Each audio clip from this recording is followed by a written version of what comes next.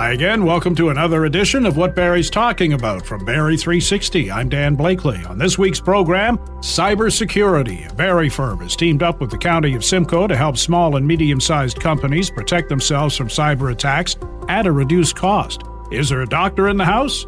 Not many, but we'll get you headed in the right direction to find one. The Barrie Colts went 2 for 3 again this past weekend. We get an update on where they sit in the playoff race and dating for millennials. But first, we may be hearing more about Bigfoot sightings in and around Barrie. Ryan Willis, whom we met last July, is with the Trent University Sasquatch Society.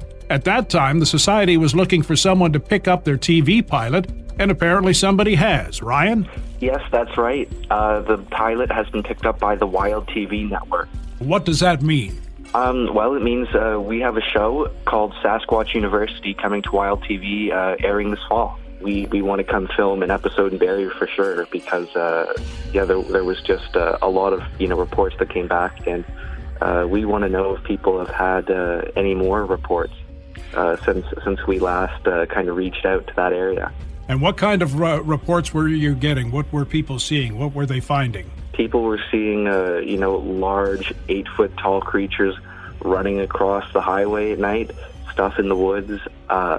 We got a lot, so it'd be tough to list every single one, but it certainly sounds like there's a lot of very good Sasquatch activity going on in the Barrie area. Any notion as to how many sightings there have been? Are you talking dozens? I would say probably I think we got between about 10 and 20 in that. I guess, Barrie and then surrounding areas if you include those. But right in the kind of Barrie area, we probably got between 5 and 10, but surrounding areas included, we got probably, 10 to 20 in the more forested areas outside of Barrie, of course. And what in those accounts leads you to believe that they are actual sightings of Bigfoot? Well, the descriptions, of course.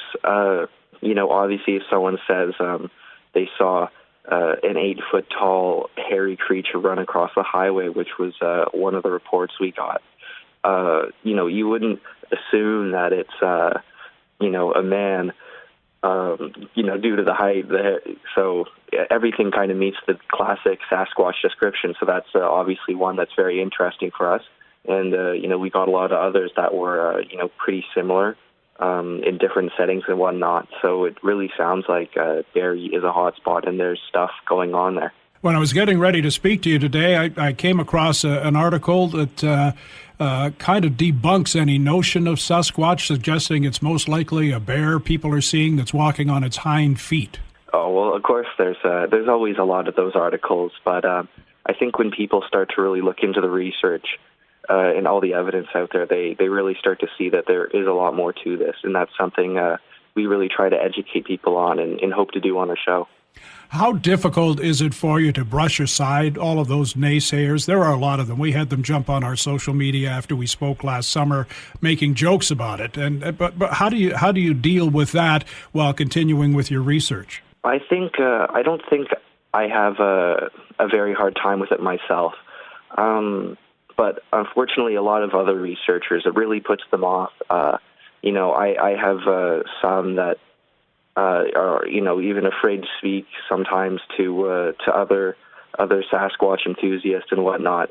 Kind of because of naysayers putting their work down in different things like that. So it's really unfortunate that there's such a stigma around the Sasquatch subject. But we hope to change that, and hopefully with our show we're able to help educate people and show people that it's not something to be put down and belittled, I suppose.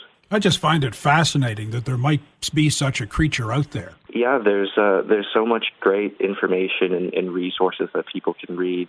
Give so much information on this creature, and like I said, we hope to share that with everybody. But I think as this goes on, further, kind of like the UFO subject, where it's ridiculed and laughed at for a long time, but then you have the Pentagon coming out and showing footage and saying that these things do exist. I think the Sasquatch subject is a very good comparable and very similar in that regard. So I think we'll have something like that happen in the next few years, and I look forward to it. When are you hoping to come to Barrie? And if people have stories to tell, how do they get a hold of you? They can get a hold of us through our website, sasquatchuniversity.com. That's also the name of the show. We're hoping to come in the next few months. It kind of depends on who gets in touch and when they're available, and coordinating times with all of them, because obviously we want to talk to as many people out there as we can. But so the next few months, so just reach out through our website if you've seen anything, we'll be in touch and look forward to hearing about what's going on out there in Barrie. Ryan Willis is with the Trent University Sasquatch Society in Peterborough.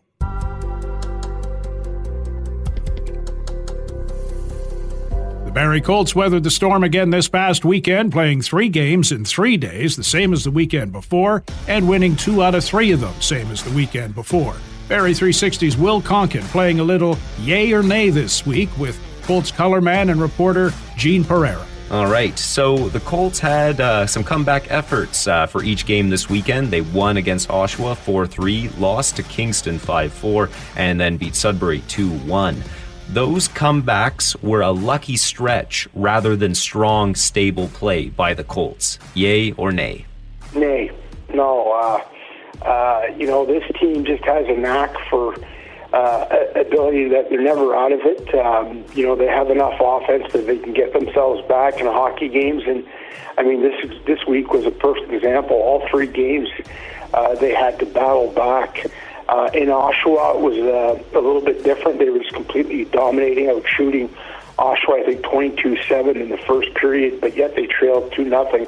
They found a way back, kind of stayed the course, and then Saturday again, they fell behind 4-0 in the first period to Kingston, a rough start, and they were able to battle back, get that one into overtime. Unfortunately, they lost in OT as Thibodeau had his second goal of the game, but again, another pretty solid effort. And then they wrapped it up Sunday in Sudbury with a 2-1 win in Sudbury against the Wolves. And again, that one, a comeback. They were trailing 1-0 in the third. And who else but Captain Brent Clark leading the way, setting up the game-tying goal, a shot from the point that was tipped in by Frasca. And then a complete, beautiful setup in overtime with Ethan Cardwell finishing that one off to give the Colts a 2-1 come from behind win. So all in all, 5 out of 6 points. So a pretty good weekend for the Colts, who continue this trend of road games. And then for the schedule for Barrie this week is Thursday against Mississauga, Kitchener Saturday, and North Bay on Sunday. Now, the Colts are second in the Central Division, splitting North Bay first and Mississauga third. Gene, yay or nay, beating Mississauga is more crucial than North Bay, standings-wise? I'm going to have to go nay again, Will. I just, you look at it, those head-to-head games with North Bay, they're crucial. They're the typical, the 4-point swings. And with Barrie 9 points behind North Bay, it's really important that whatever games they get against North Bay, they win if they have any chance of catching the battalion who have just been, we've talked about how red hot the Colts have been in late. North Bay, again, just continues to chug along, wrapping up big wins. So I think these head-to-head matches are crucial if Barrie has any chance of tracking down North Bay in the standings. Now, of course, obviously, games against Mississauga, especially on home ice, for Barrie, it's just been, their record again, I think 12 wins, 7 losses at home, and a much better record on the road for Barrie this year, which is kind of strange. But again, just the importance. Obviously, you're playing a division rival in Mississauga, but I guess when you're trailing a team, most importantly is to win those head-to-head games. That'll make sense for sure. Well, that's all for now. Thanks again, Gene, for playing Yay or Nay with us. That's great. Thanks, Will.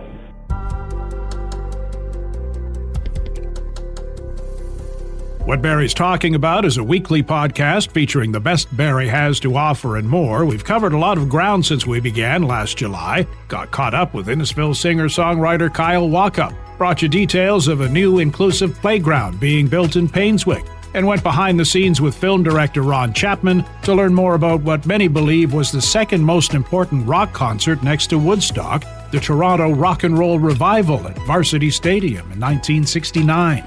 You can get caught up and make it easy to keep up in the future by subscribing to What Barrie's Talking About through any podcast distributor. Still to come on What Barrie's Talking About, is there a better way to find a date if you're a millennial? A local woman thinks there is. Protecting your small or medium-sized business from cyber attacks, and why is there such a shortage of doctors in the Barrie area, and how are you going to go about finding one? Now this. Our community rocks. It's a well-known fact blood transfusion saves lives. It's also a well-known fact that the world relies on voluntary unpaid donations to fill the need for blood. The need for blood never ends. Canadian Blood Services in Barrie is calling on you to help save a life. Please consider donating today. Appointments are mandatory and must be booked in advance. Book today at blood.ca through the Give Blood app or by calling 1-888-2-DONATE. Our community rocks on Barrie's Rock Station. Rock 95. This is What Barrie's Talking About from Barrie 360. I'm Dan Blakely. A couple of municipalities in Simcoe County have had to deal with ransomware demands, small and medium-sized businesses too, but it may be what's taken place in the 8 or 9 months previous that is a bigger concern and is the focus of a partnership between the County of Simcoe and a firm called White Toque. Rob Stewart is the founder, and he tells Barrie 360's Will Conkin about his firm and how it and the county can help keep cyber attackers at bay. Tell me what White Toque is. So White Toque is a bit of a different approach to some of the large consulting companies and information security companies out there, where we're grabbing some of the top talent in North America who maybe want a bit of a different change in lifestyle and want to use their skills and their experience to better use. So we're a young firm launched about a year and a half ago and really specializing in helping organizations defend themselves from cyber attack and threat actors and nation states and bad guys by really enabling what they already have and not focusing on a magic box, just showing them how they can refine and increase cybersecurity throughout their business processes. When did you see a need for this, for your business to come into the world? Being in cyber, I always saw it as a need. There's one fact that was given out by the Canadian Cybersecurity that really made me think and really, I think, helps quantify what bad guys are trying to do. The average attacker stays in a system in Canada for about 265 days before they're noticed, before they hit that ransomware switch. So if you think of, an office like we're sitting in right now, if someone was sitting there for 9 months, basically reading your emails, hearing your phone conversations, what could they learn about your organization? What damage could they do? A lot of people hear that, the ransomware, yes, it's a big flash. Typically, those guys hit that button once they've gotten everything they've needed. Okay, we've gotten enough out of here. Let's get one last payday and let's get out, right? And just think about, when you think of your data security, is it important in your organization? Think of that scenario, right? And the big thing I would say to kind of, to prevent those scenarios, you don't need $1 million box. You don't need that. You need to care about it. You need to basically understand what best practices are and just, have a commitment to regularly check, are we secure? Are my settings correct, right? Am I checking with my service providers? So try and avoid those scenarios where those guys are sitting there learning about your organizations, because that's national security, that's Canadian economy, and that's where the scary stuff happens, right? But the good thing is it can all be prevented by people just caring and wanting to care and wanting to learn more. So that's what excites me. What is this partnership now with the County of Simcoe? Yeah, this is a great opportunity. Back in March of last year, the federal government announced what they called the Canadian Digital Adoption Plan. There's 2 streams. We were actually, we had 4 of the first 46 advisors at launch for that national program, which is kind of cool for a Simcoe County startup. And we were the first ones in cyber. What that does is they essentially were allowing grants to help organizations step into the digital age, make sure that they can be competitive. It was kind of a large umbrella, realistically, like a lot of government programs are. But we kind of went in there and said, well, what can we do to maximize this? And they're covering 90% up to $15,000. So we said, okay, what could we do for $16,500 to help out an organization? And we really took kind of that big 6-figure consulting firm assessment and got it down to a reasonable amount, because we're looking at what attackers are attacking. And we had a few of those, and it's been working out really, really good. There's also some benefits for anyone that goes through this program where they can get up to $100,000 interest-free for their business in order to upgrade their technology or put it on the roadmap. So we saw some good results for this, and we're helping organizations defend themselves. We've seen a few people that have gotten attacked. But, there's still underserved businesses, and we want to find out how we could get this into more people's hands. The County of Simcoe had an economic development grant that was normally sent out to help economic development in the area. A lot of times it's promotions, it could be festivals, things of that nature, another wide grant. I had a conversation with a few folks in the Simcoe County ecosystem and said, like, how can we maximize this, right? And we put forward a proposal to say, hey, if you guys want to pay that $1,500 remainder, we can go out to 15 rural-based businesses in Simcoe County that maybe don't have the same supports as other folks and really go in there and help them shut the front door to cyber attacks. So we've kind of combined the federal program with the Simcoe County's, I would call it very good foresight into, they want these organizations and these employers in the area to keep their doors open, right? Because a lot of people, we've seen the news.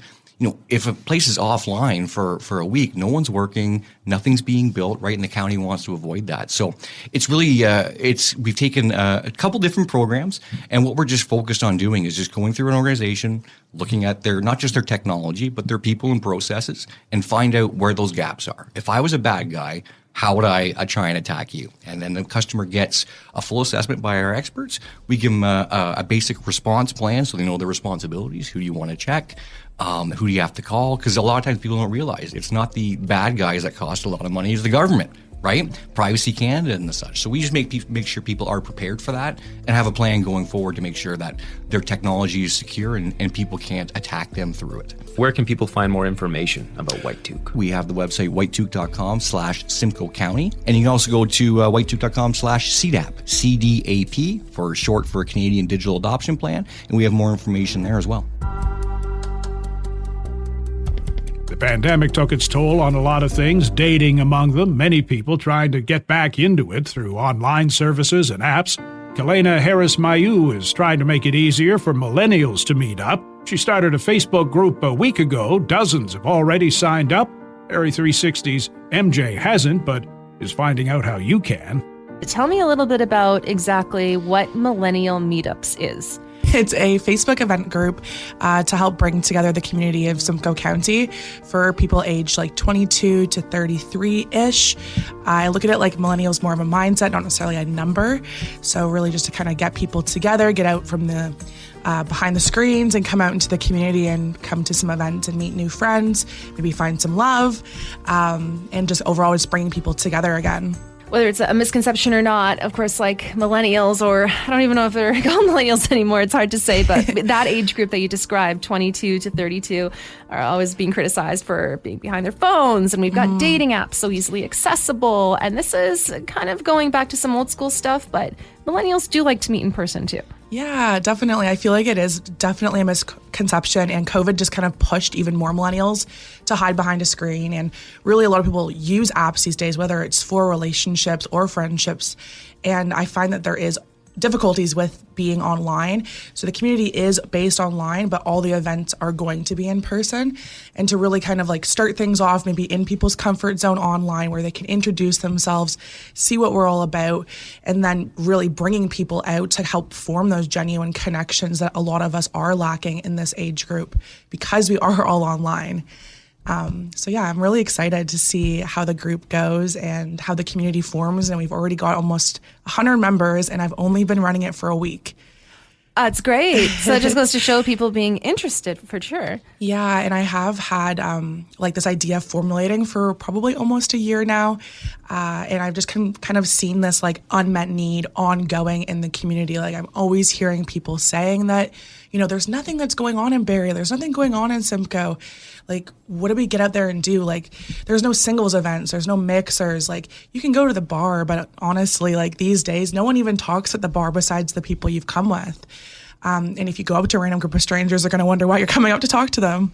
So this is just like a fun way. You know, everybody in the community is also looking for the same things, and you're also going to find people with similar interests to you, which can be hard. And I find that you really don't stop, like you can establish a deeper and truer connection with that face-to-face interaction, and a lot less time compared to spending all that time online. And apps are timely too. Like, I'm single, and I feel like it's almost a full-time job on dating apps. And I feel like this is just such a more true way to meet people, and not even necessarily with the pressures or expectations of dating either.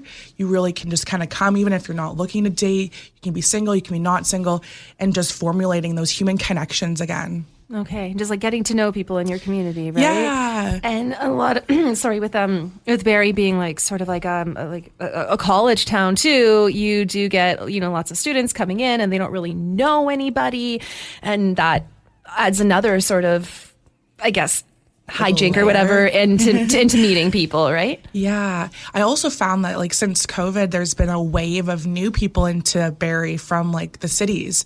So they're coming up here and then they're wondering, what is there to do in this cottage country, air quotes? And there's not really much going on. Like, I am always looking for things to do in the community. I have a lot of free time now being single.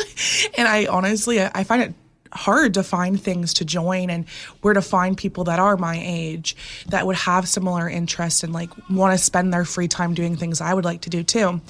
And I definitely am realizing it's not just me and I'm not alone in that feeling. So all these new people who have moved to the town, how do they meet new people? I have one person who's like, I only knew my last girl for the last 2 years.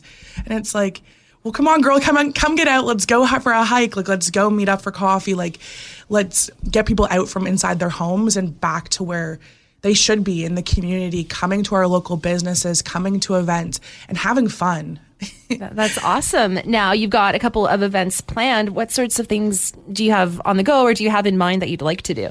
I've been like looking at like renting out bar spaces and then hosting like singles mixers or just millennial mixers.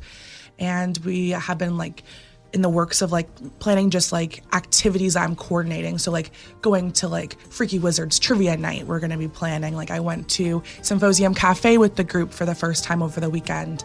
Going to be coordinating some like hikes, beach days once the summer is here, like maybe going dancing, like really anything. Oh, snow tubing. I want to go to Snow Valley. So I'm really just reaching out to local businesses and seeing if there's like anything they can do to help support the millennial meetups. We'll also just like kind of getting all the wheels turning of how to coordinate these, get these things going. So what is the name of the Facebook group? So it's called Simcoe County Millennial Meetups. All right, we've gone from long lineups waiting in a doctor's office to long waits just finding a doctor. How did we get here? How do you find a doctor to sign on with? And what do you do in the meantime? Barrie 360's Ian McLennan gets some answers from Dr. Stu Murdoch, a family doctor at the Family Medicine Teaching Unit in Barrie, and Corrine Maxwell, a physician recruiter with Barrie Area Physician Recruitment. Let's first off talk about the Family Medicine Teaching Unit. What is it and how long has it been in Barrie, and what is the purpose? So the Family Medicine Teaching Unit is one of the teaching sites for the Department of Family Community Medicine. And we train family medicine residents, which are doctors training to specialize in family medicine in this teaching unit. And it's housed at RVH, and they spend 24 months learning to be a primary care physician. How long has it been in Barrie? We started in 2009 with 4 residents, and then we've ramped it up, and we now have 18 residents, 9 first-year residents, and 9 second-year residents. And they see patients. Do they have their own roster, for lack of a better word? Yeah, so we have developed a roster for residents to take care of our community patients. We have approximately 3,000 patients under the care of our family medicine residents. And is it a goal when you bring these individuals to the Family Medicine Teaching Unit that hopefully they will want to stay within the Barrie catchment area? Yeah, so we've actually published, and the title is "If You Train Them, They Will Stay." So we have shown that approximately about 60% of our graduates will stay in our general Barrie area community, either practicing primary care, but also we do train them to be our emergency physicians, to do our palliative care, as well as hospitalist medicine. well aware about the doctor shortage in Barrie. That's something that's new, but a lot of people, we talk to say, it's worse now. What do you have numbers in terms of how many people within the Barrie area don't have a family doctor? Yes, we've had a look at our numbers, and we estimate that there are approximately 40,000 residents in the Barrie area without family physician. So that would include Innisfil, Oro, and Springwater. There's a number of factors why there is a doctor shortage. Can you give us some in terms of why it's so critical right now? We're seeing a few trends. In particular, we're seeing many primary care physicians looking to retire or change their model of practice. This number has doubled in years over the last few years with the pandemic. We do think that there are some factors with the pandemic that have, encouraged these decisions for the family physicians. There are other factors where the family physicians in prior years, the ones that are closer to retirement, have very large rosters. So any new incoming physicians, often it takes more than one to take over a practice. Like the practice is so large that often we'll need 2 doctors to look after the full roster of the retiring physician. We've seen less interest in family medicine in the programs. Right. So I think we looked and we saw that there was 200 spaces not filled last year. So that's another factor. Stu, do you have anything else? But at the Family Medicine Teaching Unit, Dr. Murdoch, you also make use of nurse practitioners too. What role do they fill when a person can't get a family doctor? Yeah, so one of the big pushes around improving primary care is how do we develop teams? And in our area, we actually have some really good teams through development through our family health team. And so we have nurse practitioners part of our primary care team.